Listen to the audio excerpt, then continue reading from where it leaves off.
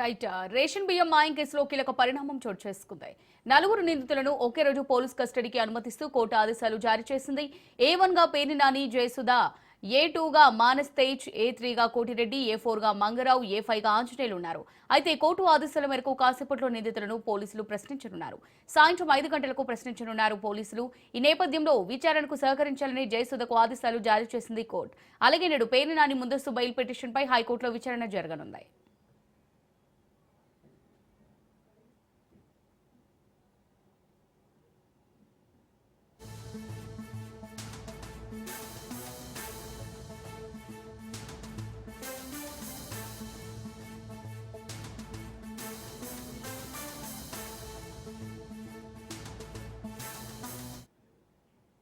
Ration బియ్యం మాయం కేసులో కీలక పరిణామం చోటు చేసుకుంది.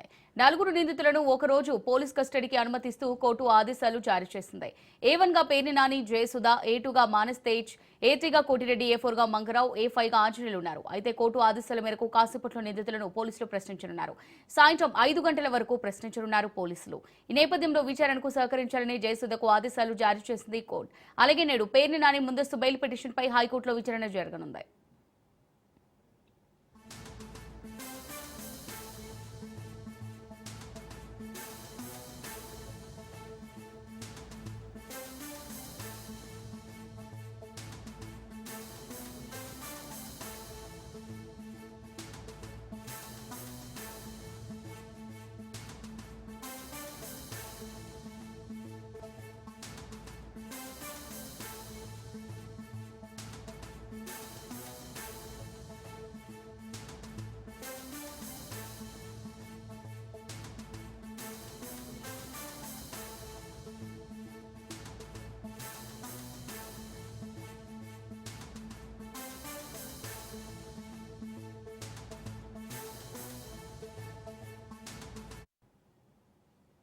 రేషన్ బియ్యం మాయం కేసులో కీలక పరిణామం చోటు చేసుకుంది.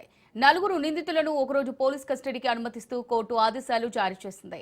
A1 గా పేర్ని నాని, జయసుధ, A2 గా మానస్ తేజ్, A3 గా కోటిరెడ్డి, A4 గా మంగరావు, A5 గా ఆంజనేయులు ఉన్నారు. అయితే కోర్టు ఆదేశాల మేరకు కాసేపట్లో నిందితులను పోలీసులు ప్రశ్నించనున్నారు. ఇక దీనికి సంబంధించి మరిన్ని డీటెయిల్స్ మా రిపోర్టర్ క్రాంతి లైవ్ ద్వారా అందిస్తారు. క్రాంతి. ఎస్ అమూల్య, మాజీ మంత్రి పేర్ని నాని కుటుంబ సభ్యులకు సంబంధించిన గోదాం నుంచి రేషన్ బియ్యం మాయం అంశంలో కొంత కీలకమైన పరిణామాలు చోటు చేసుకున్నాయని చెప్పుకోవచ్చు.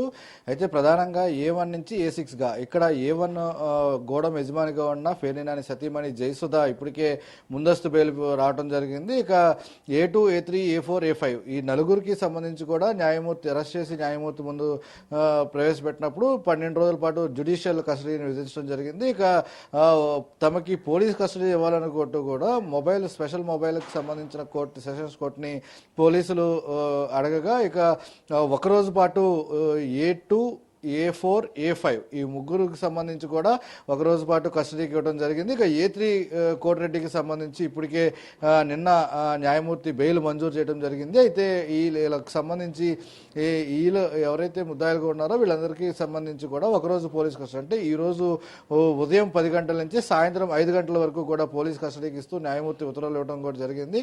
పూర్తి స్థాయిలో ఈరోజు వీరిని విచారించే అవకాశం కనబడుతుంది. అసలు A2 మానస్ తేజకి ఇప్పటికే తన బ్యాంక్ అకౌంట్లో 24 లక్షల వరకు నగదు వచ్చినట్టు కూడా పోలీసులు గుర్తించిన పరిస్థితిలో, అదేవిధంగా డ్రైవర్ రంగారావుకు సంబంధించి 16 లక్షల వరకు కూడా తన బ్యాంక్ అకౌంట్కి వచ్చినట్టు కూడా పోలీసులు గుర్తించారు. ఇక రైస్ మిల్లర్ ఆంజనేయులకు సంబంధించి కూడా ఏ రకంగా ఈ లావాదేవీలు జరిగాయి, ఈ అంశాలన్నీ కూడా అంటే ఎవరు చెప్తే చేశారు, ఈ నగదు ఎక్కడి నుంచి వచ్చినాయి, ఈ రేషన్ బియ్యంకి సంబంధించిన మాయం ఎక్కడికి మాయం జరిగింది, ఎక్కడికి తరలించారు, ఇలాంటి అంశాలన్నీ కూడా విచారణలో అడిగే అవకాశం అయితే ఉంది. ఇక A6గా ఉన్న పేర్ని నానికి సంబంధించి ఇప్పటికే హైకోర్టుని ఆశ్రయించడం జరిగింది. అయితే నిన్న విచారణకి రావాల్సిన నేపథ్యంలో కొంత విచారణకి రాలేని నేపథ్యంలో పేర్ని నాని తరపు న్యాయవాది అటు న్యాయమూర్తిని అభ్యర్థించిన నేపథ్యంలో నిన్న లంచ్ మోషన్ పిటిషన్ గా స్వీకరించడం జరిగింది. అయితే ఇప్పటి వరకు కూడా నిన్నటి వరకు కూడా ఎటువంటి కఠిన చర్యలు పేర్ని నానికి సంబంధించి తీసుకోకూడదంటూ పోలీసులకు ఆదేశాలు ఇచ్చిన నేపథ్యంలో హైకోర్టు తాజాగా రేపటి వరకు కూడా అదే ఉత్తర్వులు పొడిగిస్తూ కూడా ఆదేశాలు ఇవ్వడం జరిగింది. ఇక విచారణకి సంబంధించి స్వీకరించిన నేపథ్యంలో నిన్న లంచ్ మోషన్ పిటిషన్గా స్వీకరించారు. అయితే పబ్లిక్ ప్రాసిక్యూటర్ అభ్యర్థన మేరకు విచారణని ఈ రోజుకి వాయిదా వేశారు. ఈ రోజు హైకోర్టులో మాజీ మంత్రి A6గా ఉన్న ఫేర్ని నానికి సంబంధించిన ముందస్తు బెయిల్ పిటిషన్ పైన విచారణ జరిగే అవకాశం అయితే ఉంది. ఇక ఇప్పటికే దీనికి సంబంధించి A2, A3, A4, A5 ఈ నలుగురికి సంబంధించి కూడా ఈ రోజు పోలీస్ కస్టడీకి ఇచ్చిన అవకాశం నేపథ్యంలో పోలీస్ కస్టడీలో కొంత వీళ్ళ నలుగురి నుంచి కూడా కొంత కీలకమైన సమాచారం రాబట్టే అవకాశం అయితే కనిపిస్తుంది. ఎందుకంటే కొంత ప్రధానంగా కీలకదాతలు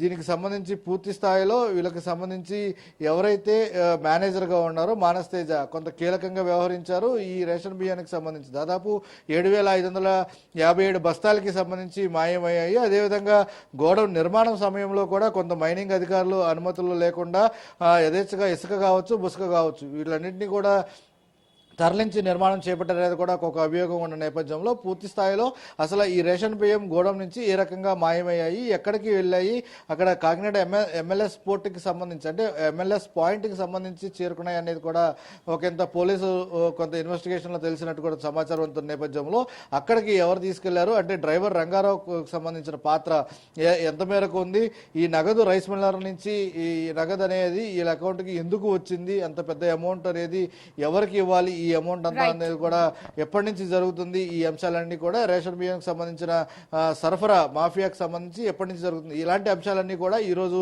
దర్యాప్తులో చేసే అవకాశం అయితే ఉంది. పూర్తి స్థాయిలో ఈ రోజు ఉదయం 10 గంటల నుంచి సాయంత్రం 5 గంటల వరకు కూడా ఈ పోలీస్ కస్టడీలో ఈ రోజు దర్యాప్తు కొనసాగే అవకాశం అయితే ఉంది. Amulya, thanks for the updates Kranti.